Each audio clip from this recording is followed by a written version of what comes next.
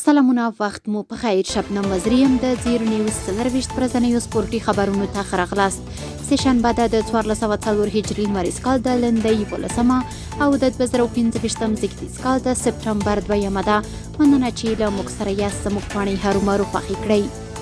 ازبکستان هیواد د بېډمنټن ملي لوبډلې 4 لوبغاړي د 2015 افغانستان اوپن بېډمنټن تورنمنټ کې د ګډون په موخه کابل ته ورسېدل. ټاکل شوی چې 2015 افغانستان اوپن بېډمنټن تورنمنټ به د افغان، ایراني، ازبکستاني او سوریایي لوبغاړو په ګډون د روانې لندۍ میاشتې پر 14 نیټه د هیواد ورزش ادارې په 2500 کسیز جمنازیم کې پیل شي چې د همدې میاشتې تر 19 نیټې به دوام وکړي.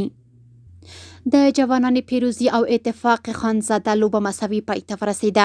د افغانستان فوټبال اتلانو لیګ په شلمه لوبه کې جوانانو پیروزي کابل او اتفاق خانزاد کندهار لوبډلې سره مخامخ شوې چې په پایله کې د دوړو لوبډلو ترمنځ لوبه یو مساوي پای ته ورسېده. ابو مسلم لوبډلې د ارمان اف سی په ماتولو د نمرو په جدول کې خپل ځای نور هم پیاوړی کړ. د افغانستان د فوټبال اتلانو لیګ په 19مه لوبه کې ابو مسلم او ارمان اف سی لوبډلې د سیالۍ ډګر ته ښکته شوې چې له یوې زړه راښکونکې لوبې وروسته ابو مسلم سیالي ارمان اف سی لوبډلې ته د 2-0 ماتې ورکړه. په دې بریا سره د ابو مسلم لوبډلې ځای د نمرو په جدول کې نور هم پیاوړی شو. د سپورت له ډګره وروستی خبر همدا چې 19 کلنه ملي لوبډله هیواد ته راستنه شوه. د افغانستان 19 کلنه کرکټ ملي لوبډلې د هند الف او ب 19 کلنو لوبډلو په وړاندې 50 اوریزو سیالیو لوبلړۍ له ترسره وروسته نن سهشنبه سهار هیواد ته راستنه شوه.